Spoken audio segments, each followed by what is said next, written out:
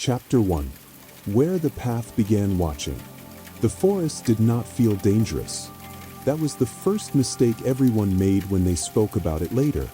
They talked about wolves and shadows and twisted branches, about the way the trees pressed close together as if conspiring. They said the danger must have been obvious, must have announced itself with a growl or a sudden silence. But the forest Red entered that morning was calm. Snow lay lightly across the ground, untouched except for the narrow brown ribbon of earth that cut through it, the path. The trees stood tall and patient, their bare branches etched against a pale winter sky. There was no wind strong enough to sting, no cold sharp enough to hurt. It was quiet in the way that felt safe. That was why Red stepped onto the path without hesitation. Her name was not truly Red, of course. It had never been written down anywhere official, but everyone in the village had called her that for so long that the name had settled into her bones, heavier than the one her mother had given her at birth. The cloak had come later. The gift, they said. A necessity, they insisted. Bright colors keep you visible, her mother had told her, fastening the red wool around her shoulders with careful hands. And visibility keeps you safe. Red had believed that once. She adjusted the cloak now as she walked, the fabric warm and familiar against her neck. Beneath it, she wore simple clothes and sturdy boots, worn but well cared for. She carried a basket in one hand, covered with a cloth to keep out the cold. Inside were bread, a small jar of honey, and a bottle of warmed wine.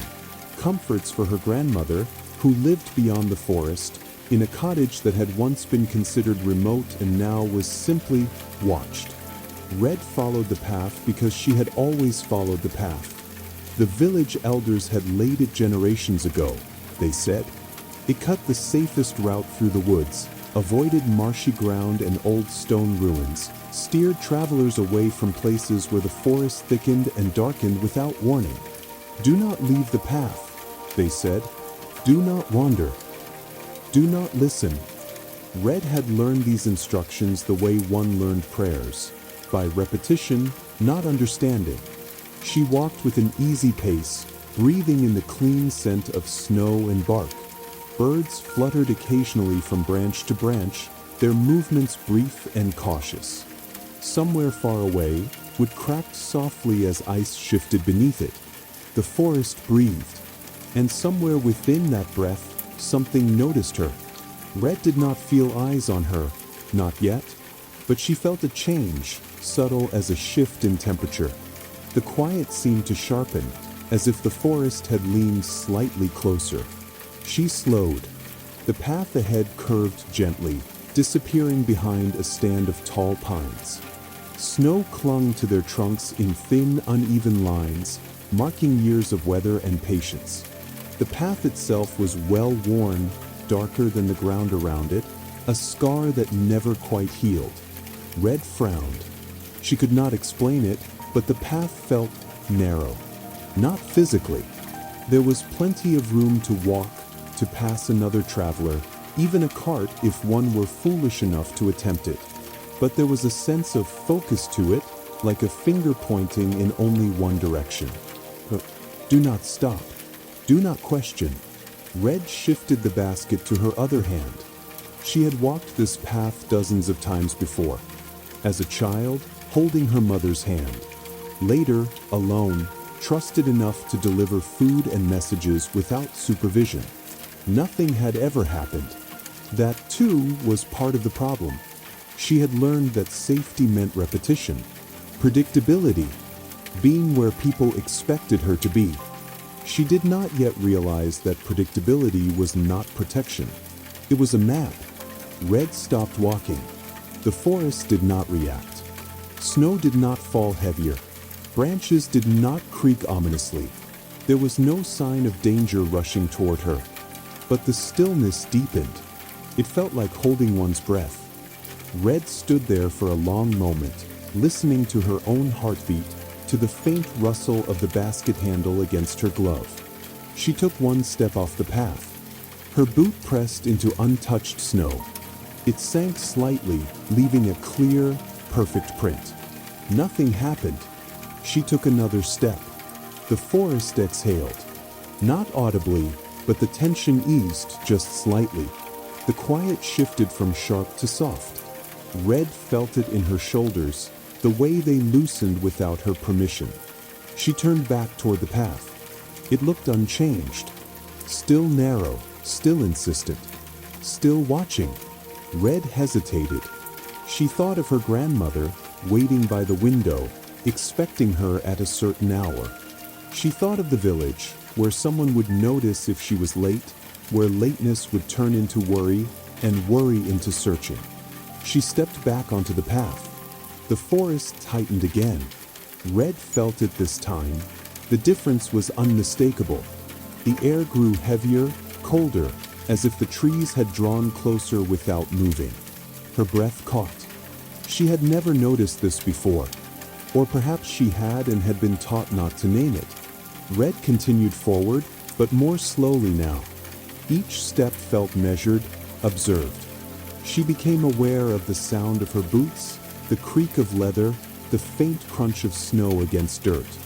She was loud, too loud. A voice spoke beside her. "You're walking like someone who's being followed." Red stopped so abruptly that her basket swung forward. Her hand went to the knife at her belt, small, practical, more for cutting twine than defending herself, but she did not draw it. She turned her head. A man walked beside the path, not on it. He moved easily through the snow, his steps leaving shallow impressions that faded almost immediately. He wore a dark coat trimmed with fur at the collar, his hair pale against the shadowed trees. His expression was calm, almost amused. She had not heard him approach.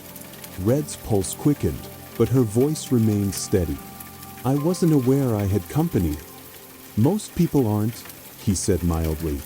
He stopped when she did, standing just close enough to be present, not close enough to threaten. Red studied him carefully. He did not look dangerous, which meant nothing at all.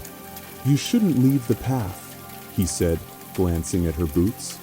"That's what they tell you, isn't it?" Red narrowed her eyes. "Who's they?" He smiled slightly.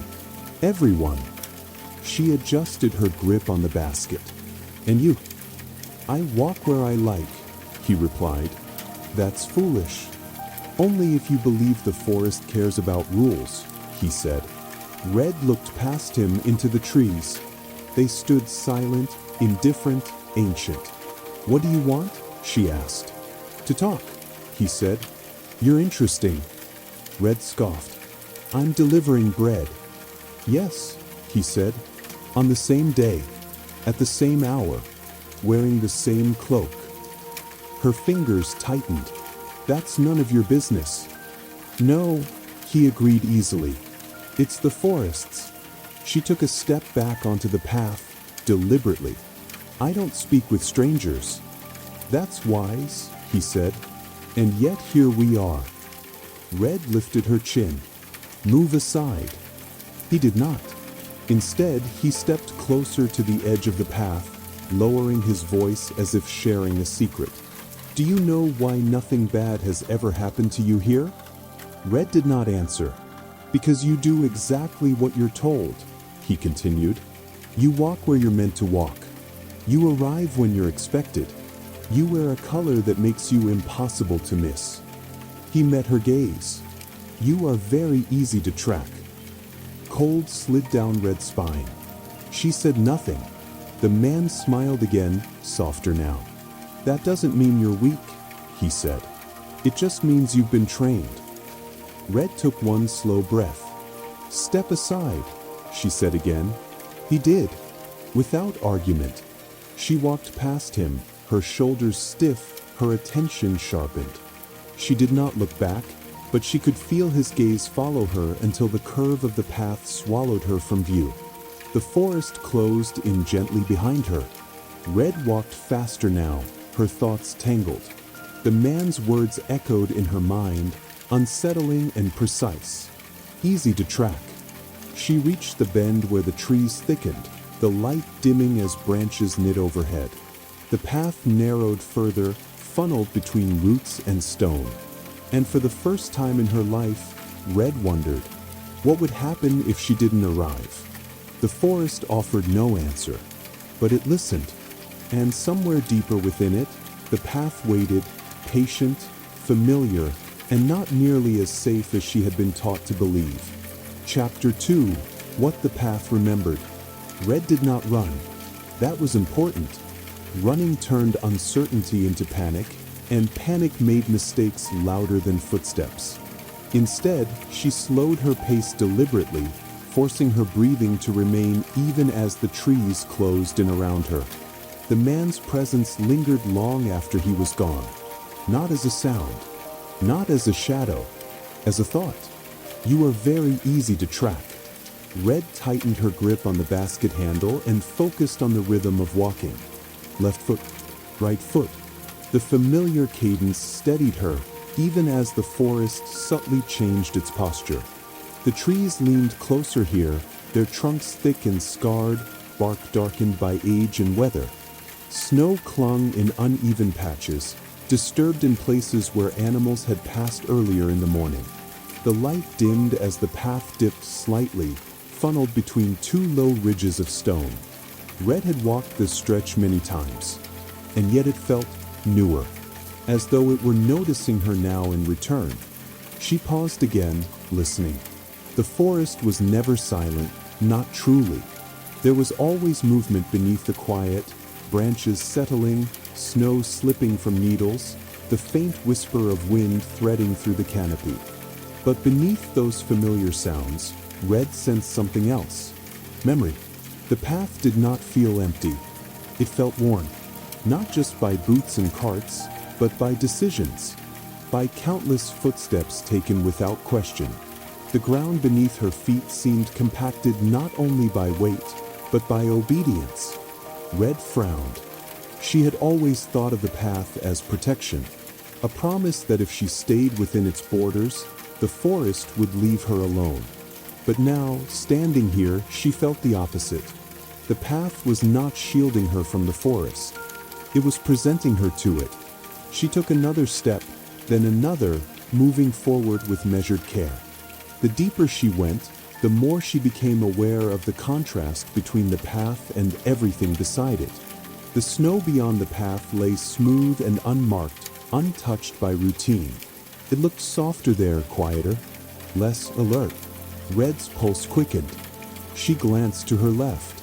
Just beyond the edge of the path, a cluster of young trees stood close together, their branches forming a loose arch over a small patch of untouched snow. It looked peaceful, hidden. She imagined stepping off the path again. The image felt forbidden, not by fear, but by habit. Her grandmother's voice echoed in her mind, gentle but firm. The forest is not your friend. Red had believed that too. But perhaps the forest was not the one issuing commands. She slowed until she stopped completely. The stillness returned, sharper now, like the pause before a held note resolves. Red felt it settle around her shoulders, pressing gently but insistently.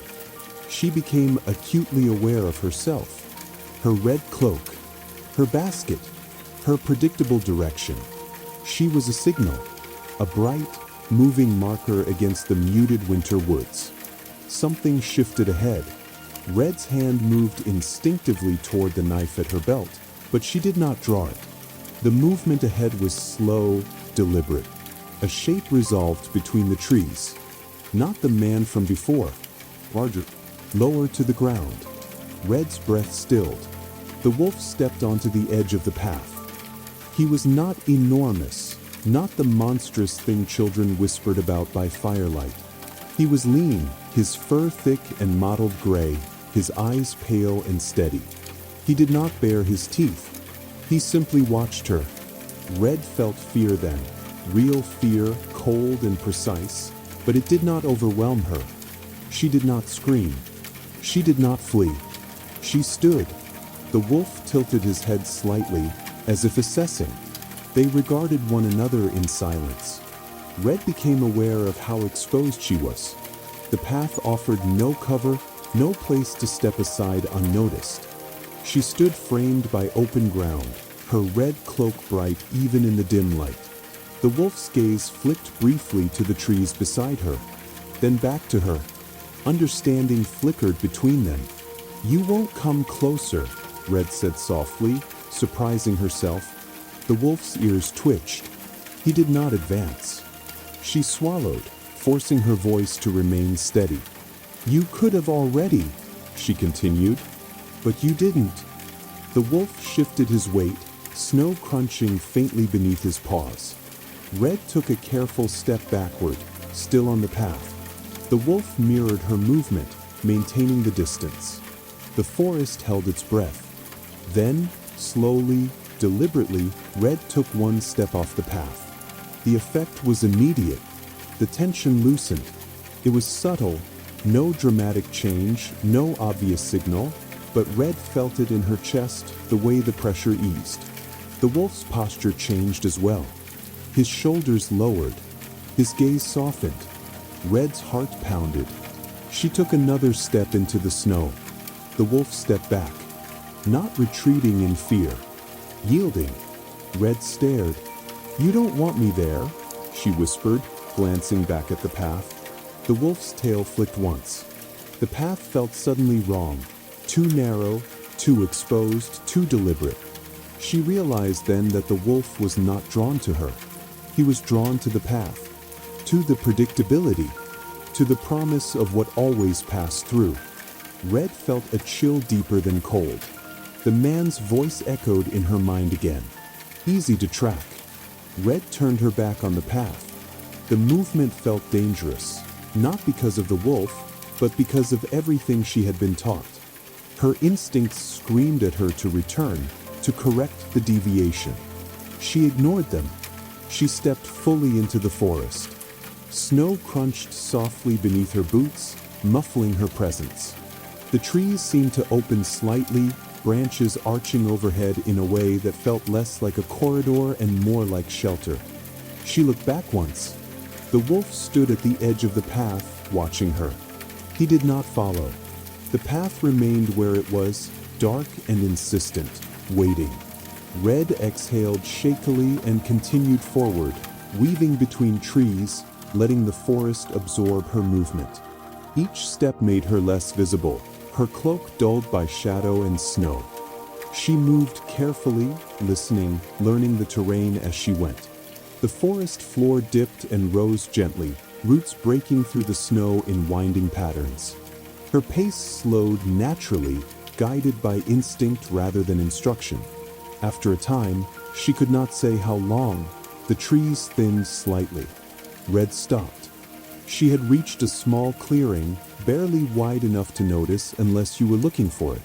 In the center stood a fallen log, half buried beneath snow, its surface smooth and pale. Red sat. Her legs trembled, the delayed reaction catching up to her. She pressed her palms against her thighs, grounding herself. She had left the path. Nothing terrible had happened. In fact, she felt safer. That realization unsettled her more than the wolf had. She looked down at her cloak, its bright red stark against the muted forest tones. Slowly, deliberately, she unclasped it and folded it beside her on the log. Without it, she felt lighter, less announced. Red sat there for a long while, listening to the forest reclaim its quiet rhythm around her. The sense of being watched faded, replaced by something else. Awareness. She had always been told the forest was dangerous because it was wild. No one had warned her about paths. Red reached for her basket, considering. Her grandmother was still out there, waiting. But for the first time, Red wondered whether arriving exactly as expected was the only way to get there. The forest did not answer, but it no longer pressed her forward. It waited. Chapter 3. The Space Between Directions. Red did not move at once.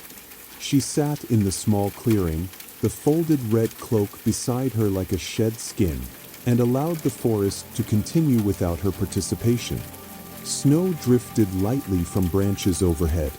Somewhere nearby, Ice shifted beneath a thin crust of snow with a muted crack, then settled again. Nothing rushed her. That, more than anything, felt unfamiliar. On the path, movement had always been assumed. Forward was expected. Stopping was an interruption, a delay to be explained later.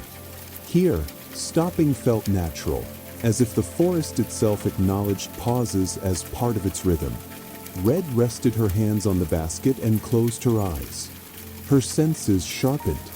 She became aware of the subtle slope of the ground, the way the cold pressed differently against her cheeks depending on where she turned her head. She noticed how the air smelled faintly of sap and damp bark, not just snow. She heard distant movement, not approaching, not retreating, simply existing. When she opened her eyes, the clearing looked different. Not changed, but revealed. She stood slowly and took a cautious step, testing the ground. Snow muffled her movement completely. No crunch announced her presence. The forest accepted her weight without protest. Red felt a quiet thrill ripple through her chest.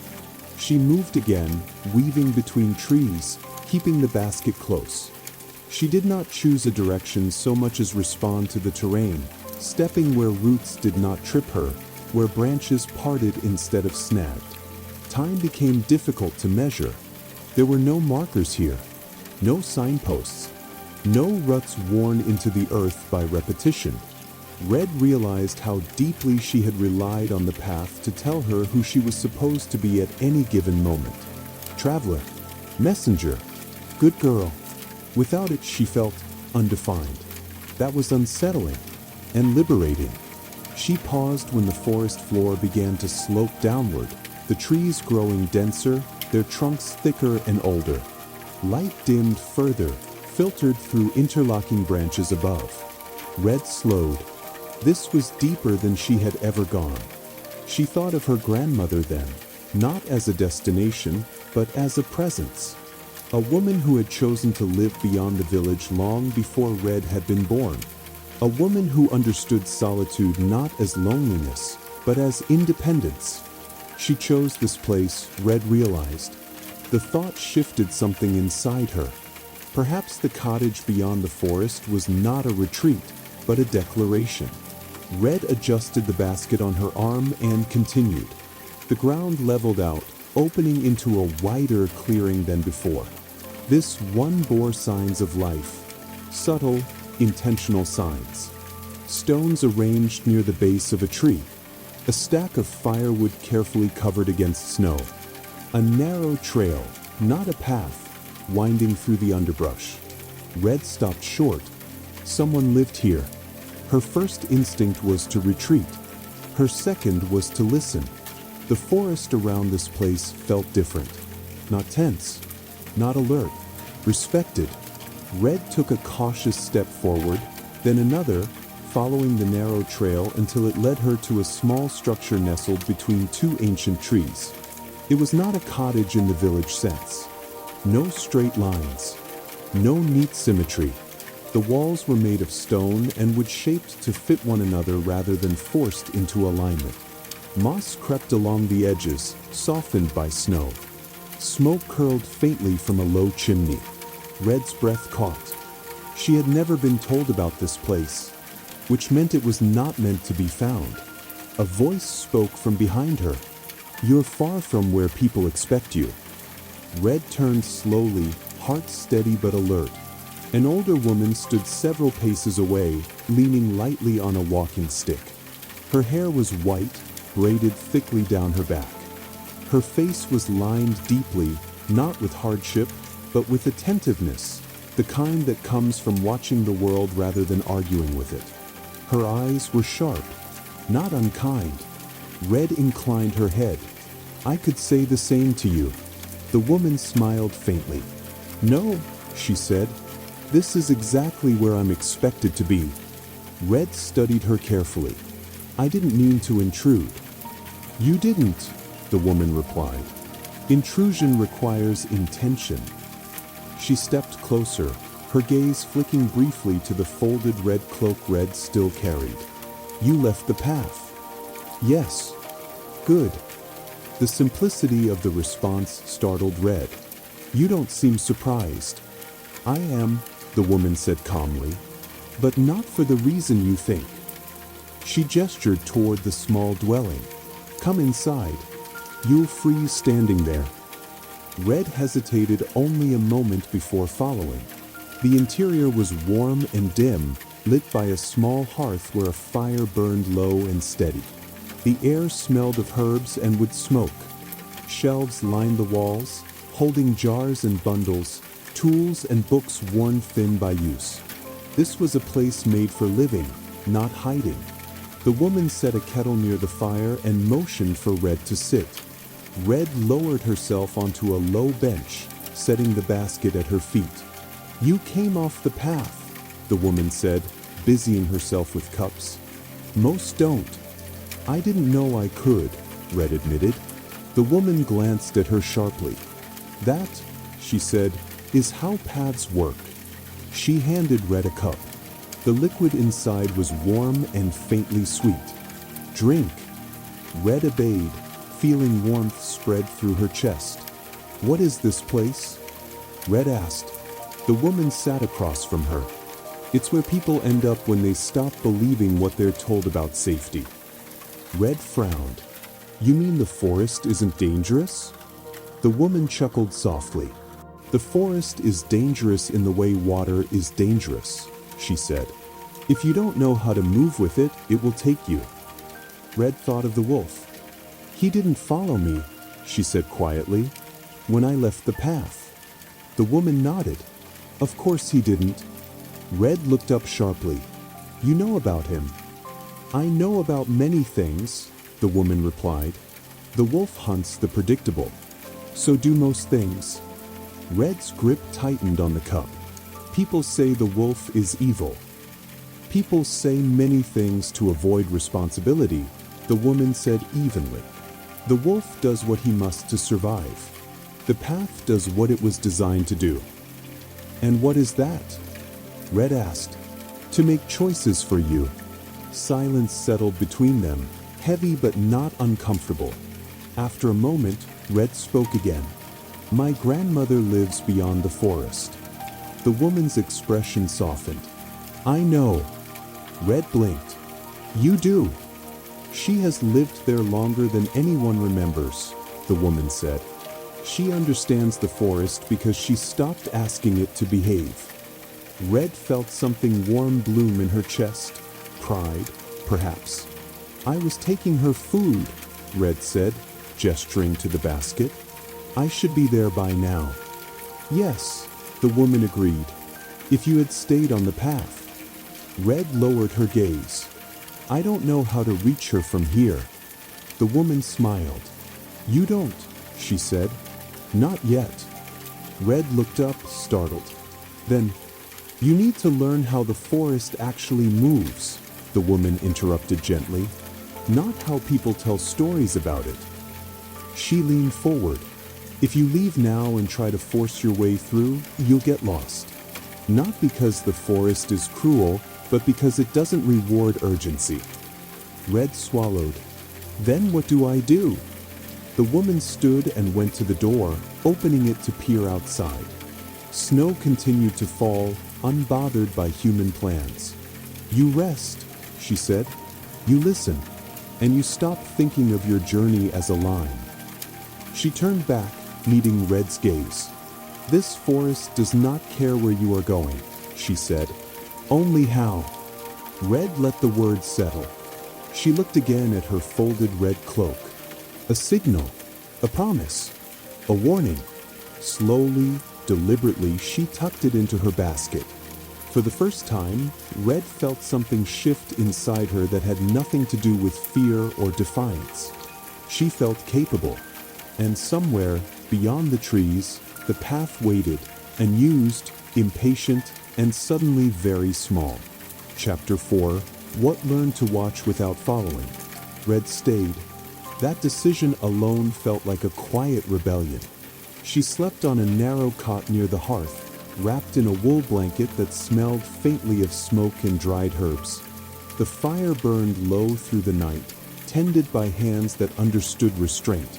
It never flared, never died. It simply endured. When Red woke, the forest was already awake with her. Not loudly, not insistently, where light filtered through the small window in muted strands, pale and gray, catching on drifting snow. The woman was already moving about the room, her steps unhurried, the kettle humming softly near the coals. "You don't rush mornings," Red observed. The woman smiled faintly. "Mornings rush people enough on their own." Red sat up slowly, feeling the pleasant ache of rest earned without exhaustion. She realized she had slept without dreaming of lists, of instructions, of arriving late. She had slept without being chased. They ate quietly, bread warmed near the fire, a thin spread of honey, a cup of the same sweet liquid from the night before. Red felt it settle into her, steadying rather than dulling her senses. "Will you teach me?" Red asked finally. The woman did not pretend not to understand. "Teach you what?" "How to move," Red said. "Not along paths." The woman studied her for a long moment, then nodded once. "Yes," she said, "but not quickly." They stepped outside together. The forest looked different in daylight, though no less complex. Snow clung to branches in uneven layers. The ground showed subtle signs of passage, faint depressions where animals moved, slight disturbances where wind had shifted drifts. The woman walked without marking the ground much at all. Red noticed it immediately. "You don't leave tracks," Red said. "I do," the woman replied, "just not ones that last." She moved diagonally across slopes instead of straight through them, stepped on stones rather than snow when she could, paused often to let the forest settle around her again. Red followed, clumsy at first, then more aware. "Stop thinking of the forest as a place you cross," the woman said. "It's a place you participate in." They practiced walking without rhythm, stopping at irregular intervals, changing direction without reason. Red found it disorienting at first. Her body wanted pattern, wanted predictability. That was the habit the path had taught her. By midday, Red's muscles burned in unfamiliar ways. She felt exposed, not because something watched her, but because she could no longer rely on routine to protect her. They paused near a fallen tree, its roots twisting upward like frozen waves. The woman knelt and brushed snow aside, revealing old tracks beneath, compressed earth, hardened by years of passage. "This," she said, tapping the ground, "is what paths become." Red crouched beside her. "A memory, a promise," the woman corrected, "and promises attract attention." Red thought of the wolf again. As if summoned by the thought, the forest shifted. Not abruptly, gradually. Red felt it first in her spine. A subtle tightening, the sense that space had become aware of her shape again. The woman straightened slowly, her expression unchanged. "Stay where you are," she murmured. Red obeyed. The wolf appeared at the edge of the clearing, his movement silent and deliberate. He did not step fully into the open. He stood half-shadowed, pale eyes fixed on Red. Her pulse quickened, but did not spike. The woman did not reach for a weapon. Instead, she stepped slightly to the side, breaking Red's outline. The effect was immediate. The wolf's gaze wavered, uncertain. Red realized then that he was not watching her. He was watching the shape she made. The woman spoke quietly, without raising her voice. "He hunts the obvious." The wolf took a step forward, then stopped, ears twitching. His attention drifted, not to Red, but to the edge of the path visible in the distance, dark and warm. Red understood. The wolf had learned where certainty traveled. Red took a slow step backward, mirroring the woman's movement. She angled her body, letting the trees break her silhouette. Snow brushed against her boots, softening the sound. The wolf hesitated. Then, without drama, He turned and moved away, toward the path. Red exhaled shakily. "He wasn't interested in me," she whispered. The woman nodded. "Not once you stopped being easy to predict." Red's hands trembled, the delayed response finally catching up to her. The woman placed a steadying hand on her shoulder. "You see now," she said gently, "the danger isn't the wolf." Red swallowed. "It's being where everyone expects me to be." "Yes." They returned to the dwelling in silence. That afternoon, Red practiced again, learning how to pause, how to listen, how to let the forest's movement guide her instead of the other way around. She learned how to hide warmth, how to mask scent with crushed pine needles, how to read the subtle signs that told her when something had passed through recently. By evening, she was exhausted in a way that felt earned. As they sat by the fire again, Red asked the question that had been forming since morning. "Why do people insist the path is safe?" The woman considered the flames. "Because safety feels like control," she said, "and control is comforting. But it isn't real." "No," the woman agreed. "It's convenient." Red stared into the fire, watching embers glow and fade. "My grandmother chose to live beyond the path." "Yes." "She knew," Red said. "She remembered," the woman corrected. "The forest used to be understood this way, before people started drawing lines through it." Red felt a quiet resolve settle in her chest. "When can I go to her?" she asked. The woman met her gaze. "When you can arrive without announcing yourself." Red nodded. That night, as Red lay near the hearth, she listened to the forest breathe around the dwelling. She felt no sense of pursuit, no tightening of attention. For the first time, she understood what it meant not to be watched. Not because nothing was aware of her, but because nothing needed to follow. And far away, the path waited, unused, impatient, and beginning to forget her shape. Chapter 5. The Way the Forest Let Go. Red woke before the woman did. That alone felt like a sign of change. She lay still on the narrow cot, listening to the forest beyond the walls. Morning did not arrive here as a single moment. It arrived in layers. First a loosening of the dark, then a softening of silence, then the faintest return of distant sound. The forest did not announce daybreak. It allowed it. Red sat up slowly, careful not to disturb the quiet. The fire had burned down to a steady bed of embers, still warm, still patient. She pulled on her boots and stepped outside. The air was colder than the day before, sharper against her lungs. Snow had fallen again overnight, fresh and clean, smoothing away every sign of movement from the previous day. Except one. A single set of tracks lingered near the edge of the clearing. Not deep, not obvious, but deliberate. They did not cross the clearing. They circled it at a distance, as if marking an edge rather than intruding. Red crouched and studied them, but not hunting tracks. Observational. She felt no fear. Instead, she felt something closer to recognition. "You're learning," the woman said behind her. Red turned. The woman stood in the doorway, watching her with an expression that was neither approval nor correction. Simply acknowledgement. "He came back," Red said. "Yes." But he didn't approach. "No." Red straightened slowly. "Because I'm no longer predictable." The woman nodded.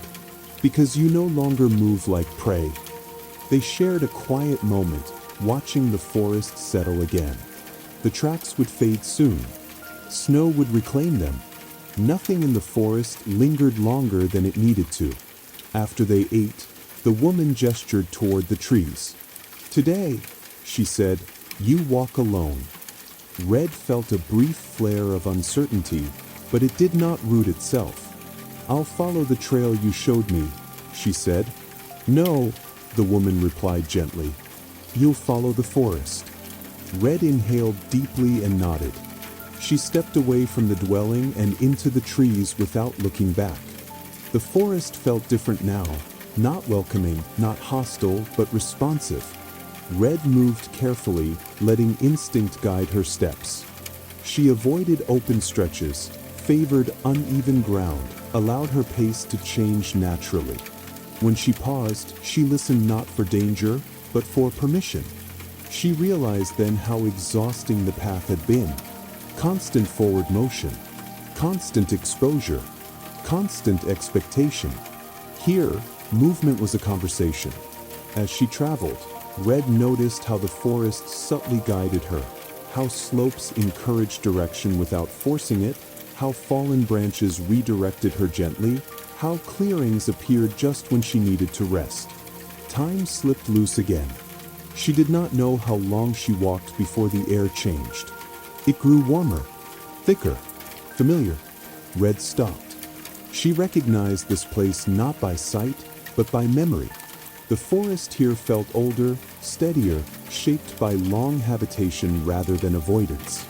She smelled wood smoke. Red moved forward cautiously, parting branches until she saw it. Her grandmother's cottage. It sat exactly as she remembered, low and solid, stone walls darkened by age, roof heavy with snow. Smoke curled lazily from the chimney, rising straight into the cold air. No path led to it. None ever had. Red felt her chest tighten. She did not rush. She approached the door slowly, listening. Inside, something clinked softly. A kettle. A spoon. Red raised her hand and knocked once. The door opened almost immediately. Her grandmother stood there, wrapped in a thick shawl, her hair white and loosely braided. Her eyes, sharp and knowing, met Red's without surprise. "You're late," her grandmother said. Red swallowed. "Yes." Her grandmother stepped aside. "Come in." Inside, the cottage was warm and alive with quiet order. Everything had its place, not because someone demanded it, but because it belonged there. Herbs hung from the beams. Books lay open on the table. A fire burned at just the right strength. Red set the basket down, her hands trembling slightly. "I left the path," she said, as if confessing something dangerous. Her grandmother smiled faintly. "I hoped you would." Red looked up sharply. "You knew." "I knew you would notice eventually," her grandmother said. "The path has a way of making itself feel small once you see it clearly." Red sank onto a chair, relief washing through her. "I met the wolf," she said quietly. Her grandmother nodded. "He's not the problem." "I know." They shared tea in companionable silence. Red felt the warmth seep into her, grounding her. After a while, she spoke again. "They'll look for me," she said. "The village.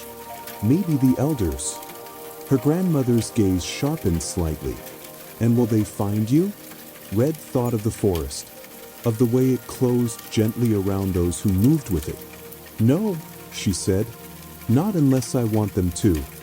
Her grandmother studied her for a long moment, then nodded once. "Good." Red looked around the cottage. "You chose this," she said. "To live here." "Yes." "Because it's safer?" Her grandmother shook her head. "Because it's honest." Red absorbed that. That evening, as the light faded and the forest deepened into shadow, Red sat by the window and watched snow fall. She no longer felt watched. She felt released. She understood now that the forest had not been testing her. It had been waiting for her to stop asking for permission. And somewhere far away, the path, unused and unattended, grew quieter, its memory of her fading with every falling flake. Chapter 6. When the path could no longer call her back. Red did not leave the next morning. That was the moment everything settled. She woke in her grandmother's cottage to the low, steady crackle of the fire and the sound of snow sliding from the roof in soft, patient sighs. Light filtered through the small windows in pale sheets, illuminating dust and steam and the quiet proof of a life lived without urgency. Her grandmother moved about the room with practiced ease, humming faintly to herself. No lists were spoken. No expectations were said aloud. Red sat up slowly, feeling the truth of where she was anchored itself in her body. She had arrived. Not at a destination, but at a way of being. "You're thinking loudly again," her grandmother said without turning. Red smiled. "I always do." Her grandmother glanced at her then, eyes bright and knowing. "You've changed," she said. Red considered that. "I learned how to listen." Her grandmother nodded, satisfied. "That will keep you alive longer than obedience ever could." They ate together in silence, broken only by the soft clink of cups and the murmur of the fire. Outside, the forest moved as it always had, unconcerned with conclusions, uninterested in ceremony. After breakfast, Red stepped outside alone. The snow had stopped. The forest stood still, not frozen, but attentive in its own way. Red walked a slow circle around the cottage, noticing how the trees faced themselves, how nothing pressed too close, how the ground offered many ways forward without insisting on one. She felt no pull toward the path. That surprised her. For so long, it had been a presence, a line tugging gently at her thoughts even when she was nowhere near it. A reminder of where she was supposed to go next. Now, when she thought of it, it felt distant. Smaller, like remembering a voice that once frightened you, only to realize it had no power without your attention. Red moved deeper into the trees, following no direction at all. She came to the place where the wolf's tracks had once circled the clearing. Snow had covered them entirely. The ground held no memory of pursuit. She sensed movement then, not close, not urgent. The wolf stood at a distance, half-shadowed, his form blending into the forest as easily as breath into cold air. They regarded one another. Red did not still herself. She did not make herself smaller. She simply existed, neither announcing nor retreating. The wolf lowered his head slightly. Not submission, recognition. He turned and disappeared into the trees, his path unmarked, his interest concluded. Red felt something loosen inside her, the final thread of fear unwinding. She returned to the cottage and found her grandmother watching her from the doorway. "He won't trouble you again," her grandmother said. "No," Red replied. "He has no reason to." That afternoon, Red helped gather wood and prepare stores. Her movements were sure now, efficient without being rushed. She noticed how easily the forest accommodated her, branches parting, ground steady beneath her feet. She thought of the village then, of the elders who believed safety could be drawn with lines, of mothers who tied bright cloaks around their children and called it protection, of warnings repeated so often they became unquestioned truth. She did not feel anger. She felt clarity.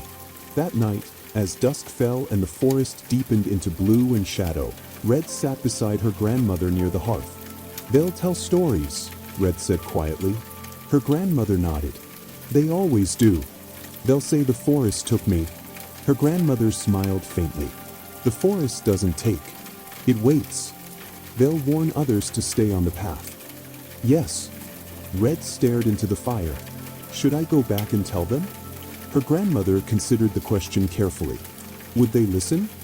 Red thought of the way certainty clung to the village like frost. "No." "Then let the stories stand," her grandmother said. "Stories are how people protect themselves from change." Red nodded slowly. Later, when sleep crept in softly, Red lay awake listening to the forest breathe beyond the walls. She felt no need to measure time. Tomorrow did not demand her arrival anywhere. She belonged to no route, no schedule, no expectation beyond what she chose. In the days that followed, Red learned the forest as her grandmother had, not as terrain, but as conversation. She learned where berries grew in warmer seasons, where water ran beneath ice, where shelter could be found when storms pressed close. She learned when to move and when to stay. Sometimes she wore the red cloak. Sometimes she did not. It became a choice rather than a signal. Far away, the path remained. Travelers still used it, wolves still watched it. The village still spoke of it as safety made visible. But the path no longer remembered Red's steps. And Red no longer heard it calling. She had learned what the forest had been trying to teach all along, that danger did not live in shadows, and safety did not live in lines. Freedom lived in awareness. And awareness, once learned, could not be taken away. Red grew older in the forest, not hardened, not hidden, simply present. And when others eventually found their way off the path, tired, frightened, curious, she welcomed them with the same calm her grandmother once showed her. She did not promise safety. She taught listening. She taught how to disappear when disappearance was wisdom. She taught how to walk without being led. And the forest, patient as ever, held them all, quietly, without watching.